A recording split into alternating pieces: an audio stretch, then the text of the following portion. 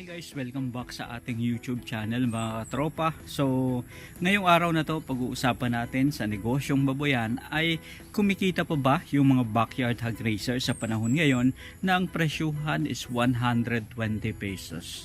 And kaya pa ba ng mga backyard hog racer kung ganyan at magtuloy-tuloy ang presyo? So, magkano nga ba mga katropa dapat ang presyuhan ng mga live weight ng baboy? Para masiguro natin at matiyak natin na yung mga katropa nating magbababoy kasama na tayo ikikita sa negosyo ng pagbababoyan. Himay-himayin natin yan mga katrops. Tara, let's go. Ito yung mga halaman natin mga katrops, and meron tayo ditong alaga, isang large landrace. Ayan, na pinapakain natin ng bimig. Kita naman mga katropa, meron tayong Pigrolax at saka bimig. And dito naman sa kabila, meron tayong large white mga katropa. So itong large white natin ay pinapakain naman natin mga katropa ng Pigrolax. So happy naman tayo dun sa mga pakain natin sa kanila kasi talagang super healthy yung ating mga alaga, and nakikita natin yung resulta sa kanilang katawan. So kaya mga katropa, let's go na, himay-himay na natin yung dapat nating pag-usapan ngayong araw na to. Mga katropa, ito na yung nagagastos natin sa ating baboyan. Ayan, so ibig sabihin mga katropa, naka ilang days na tayo mga katrops, naka 50 days na tayo kasi nabilis natin yung mga alaga nating baboy ng 35 days, kaya 85 days old na sila since birth mga katropa. Ibig sabihin mga katropa, sa age group nila na 85 days old since birth, which is 50 days na sila dito sa ating baboyan, magto 2 months na, no?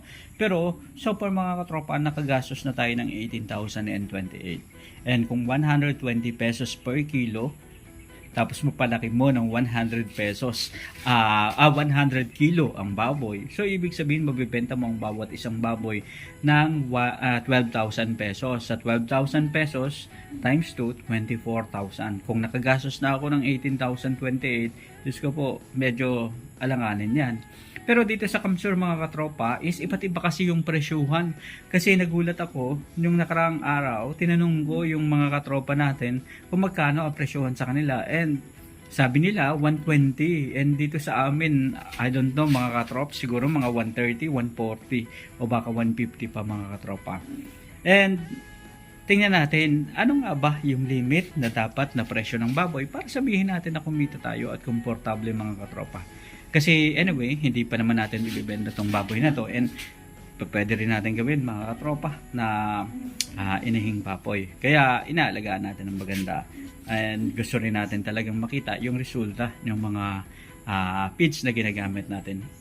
Sa pag-aalaga natin ng ganito, gaano ba kalaki yung ilalaki ng ating mga alagang baboy? Well, balikan natin mga katropa. 18,000 nga mga katropa na nagastos ko na is, ayan, so bumili tayo ng landrace at large white na 4,000, tigpa 4,000 kasi mga katropa naman natin yung pinagpila natin, and kasama parang hinihina mga katropa. So sa Bitmin Pro naman, Prolite and multivitamins 163, so 8,163 na yung nagastos natin.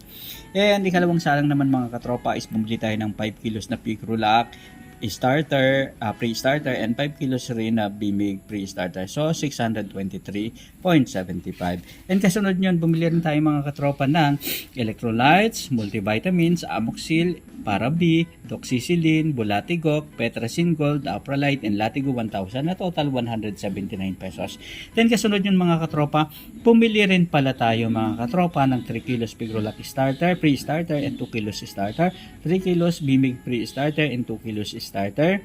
And para yan sa transition period natin na nagkakahalaga ng 546.60. And kasunod nyan, napabili na tayo mga katropa ng isang sako na starter ng Pigrolax 2025, and isang sako rin mga katropa ng bimig na 1,970, kaya 3,995 mga katropa. And nagamit ko yan sa loob ng 29 days mga katropa. And goods, halos dahil isang buwan naman talaga ang program para sa starter period ng pakain sa mga alagang baboy. Nga pala tayo mga katropa ng 550 pesos, 100 pesos per week sa kaibigan natin na kapag may ginagawa tayo o sobrang busy at hindi natin napapakain ng baboy, yun yung nagpapahog sa atin. Katulad na lang yung nag-seminar tayo sa Baguio kasi nagtuturo tayo sa mga college student sa business course, mga katropa, and nag-seminar tayo sa Baguio ng 1 linggo. So ayun, tinulungan tayo mga katropa. Ay, hindi lang naman yun isang beses, so, kundi maraming mga instances mga katrops. 550. And eto na nga mga katropa, napabili rin tayo ng 1.05, 1.7 pigrolac at saka bimig na starter, and 1 kilo na pigrolac and 1 kilo na bimig sa starter din. So matotal 87.50 and 100. And bago tayo nakabili ng tigi isang sako ng pigrolac na bimig and pigrolac and bimig na grower naman mga katropa, na so matotal 3728. Ayan, bumili rin tayo ng Primoxil isang sachet at Ivermectin na isang sachet rin na worth 55 pesos. So matotal 18,028 na yung nagastos natin. Pero hindi pa na natin nauubos yung grower dahil kayo i-start pa lang natin mga katropa ng grower natin sa paggamit ng grower. Kaya sobrang dami pa ng grower mga katropa natin. So ibig sabihin nasa phase 1 pa lang tayo ng grower natin. Nasa intro pa lang tayo mga katrops. Ngayon mga katropa, balikan natin. Sabi natin kung eto, isang sako, dalawang sako at isang sako ang lahat ng mapapakain natin sa baboy. Kung bimig yung gagamitin natin, 9,323 ang pakain natin. And kung pigrolac naman, 8,720 kasi 1,460, 1,970, 1,770, 1,770, 1,750. And so far mga katropa, ang nabili na natin na pagkain sa bimig is 4,583 and 4,310 naman para sa pigrolac.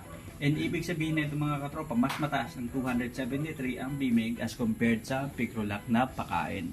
Total mga katropa, ito na yung nagastos natin and ito yung tinatayang magagastos natin sa pagkain, and so far nandito na tayo sa nagastos natin sa pagkain, 4,500 and 4,300 mga katropa. So dito pa lang halos kulang-kulang 9,000 na yung nagastos natin mga katropa sa pagkain pa lang yan sa baboy. Ibig sabihin nasa introduction pa lang tayo ng grower stage mga katropa. Okay? Tropa, dahil nga bumabagsak ang presyuhan ng baboy and marami pa rin yung gustong pumasok sa negosyong baboyan. Well, para sa atin mga katropa, ang negosyo ng pagbaboyan ay parang cycle lang yan. Minsan mayroong mababang presyuhan and minsan naman may mataas na presyo, and hindi rin pare-pareho mga katropa dahil bawat probinsya, bawat lugar, iba't iba ang presyo nila. So nagkataon lang na yung in-example ko kanina is ganun yung presyuhan sa kanilang lugar, and medyo malapit yan dito sa lugar namin mga katropa, kaya medyo nag-worry rin ako. Kaya naman, ina-evaluate ko rin, kikita ba ako or hindi.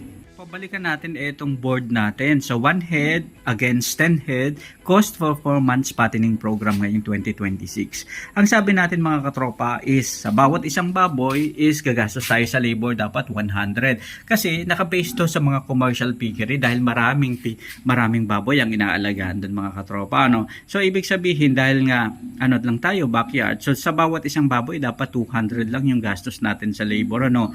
And mataas na nga mga katropa. Pero dapat rin nating isaalang-alang yung mga labor na nagtatrabaho sa atin. Syempre kung babayaran mo lang naman sila ng 200, medyo mababa, 'di ba? Pero wala tayong magagawa mga katropa kasi commercial computation lang yung ginagawa natin. And with all due respect naman dun sa mga katropa natin na tagapag-alaga, respect na lang, bigyan na lang natin ng pakonsuelo rin mga katropa. Kasi alam naman natin, naghahanap buhay lang din sila mga katropa. And kung 10 heads naman, 2,000 pesos yan. And kung mas marami pa, dyan kayo makakapagbayad ng mas maganda sa inyong mga tagapag-alaga. Ngayon mga katropa, ang budget naman sa water is 50 pesos, sa electric 100 pesos, sa maintenance is 75 pesos, sa miscellaneous 150 pesos, sa vitamin 75 pesos, and sa mga vaccine and medication is 40 pesos mga katropa. So sa feeds naman is 9323 mga katropa. Kaya naman dito pa lang sa mga gastusan 10,030 na. Ayan. Plus, idagdag mo pa mga katropa yung presyo ng piglets. Ngayon, okay na kasi 3,000 na lang yung piglets. Pero yung time na bilihan, 4-5 pa. Hanggang 5K yung pricing ng mga piglets yung time na bumibili ako. Pero dahil nga katropa, ayan, binigay sa atin ng 4,000. And Mga katrops, ayan. So, ibig sabihin kung may 10 baboy ka, 140,000. Kung 2 full blast yung pakain mo, mga katropa, ang magagastos mo sa 10 baboy. Para mapalaki mo yan ng medyo maganda-gandang kilo at timbang sa loob ng 4 months na pag-aalaga. Mga katropa, ngayon, puntahan naman natin, ano nga ba ang break-even naman dito sa pagtinegosyo ng baboyan? Sabi natin mga katropa na break-even tayo o hindi tayo malulugi at kikita tayo. O sabihin na natin break-even muna. Kapag ang presyuhan ng baboy is 165 napalaki mo ng 85 kilos, so ibig sabihin break-even ka lang dyan mga katropa. Kapag napalaki mo naman ng 95 kilos, 1,650 ang profit mo and mabibenta mo yan ng 165 per kilo. So, ibig sabihin yung 14,030 na ginastos mo, may tubo ka na at kikitain ka na 1,650 pesos. And kung 10 baboy naman, 16,500 lang o 12% yung total na pinuhunan mo ang kikitain mo mga katropa. Kung maganda-ganda naman ang presyuhan ng baboy sa inyong lugar, 180 and up, at least dapat mapalaki mo yung baboy mo ng 78 kilos para mag-break even ka dun sa 14,000 na ginastos mo sa bawat isang baboy o sa 10 baboy, 140,000. And kung mapalaki mo yan ng 95 kilos, profit ka ng 3,060 sa bawat isang baboy na ginastusan mo ng 14,013. So, ibig sabihin, kapag 180 pesos per kilo, kung 95 kilos ang baboy mo, may profit ka na 3,000 pesos mahigit sa bawat isang baboy na alaga. Ngayon, kung 10 baboy naman, at least paldo ka, 30,600 o 22% ng inilabas mong puhunan ang ganansya mo, mga katropa, sa So mga katropa, magandang tingnan na puro computation, puro figures. Pero nakakakaba sa mga ibang magbababoy, dun sa mga kaibigan natin na 120 ang presyo 1. Hindi ko alam mga katropa, ibig sabihin kung 14,000, lugi pa sila ng 2,000 mga katropa. Maliban dyan, baka mamaya, hindi na nila pinayaran yung labor charge. 'Di ba? So, parang nag-alaga sila para kumita yung nagtitinda ng feeds, kumita yung mga bumibili ng baboy, kumita yung mga nagtitinda ng baboy sa palengke, and kumita yung mga company ng feeds. Pero yung mga magbababoy na talagang nagdusa at nagsakripisyo, nagpakihirap para palakihin yung baboy, medyo alanganin sila sa 120 pesos per kilo. So, ibig sabihin, kapag 165 pesos per kilo, ang break-even yan is 85 kilos. Kapag 180 pesos per kilo naman, break-even ka sa 78 kilos. And maganda-ganda na yung kita mo. Kaya nga sabi ko mga katropa, sa negosyo ng pagbabuyan, at least, dapat magpresyo ang baboy, ang live weight ng baboy ng 180 pesos pataas para masiguro natin at matiyak natin na yung mga backyard magbababoy na katulad natin, maituloy-tuloy ang negosyo na katulad nito. So, yun lang mga katrops. Tulad na lang nito mga katropa. Ayan, himbing na himbing yung ating alaga and nag-aantay na lang ng feeds na ipapakain sa kanila. And ito naman yung isa, talaga naman. So, waiting na lang din sa pakain sa kanila mga katropa. Ayan, so akala nila pakakainin ko na sa maya-maya ng konti. Maraming salamat sa pagsama sa atin ngayong araw na to. Isa na namang kwentuhan dito pa rin sa Kabady Mo Ko YouTube channel. Sama-sama tayong matuto, magnegosyo at umasenso. Hanggang sa muli mga katropa. Maraming salamat. Paalam.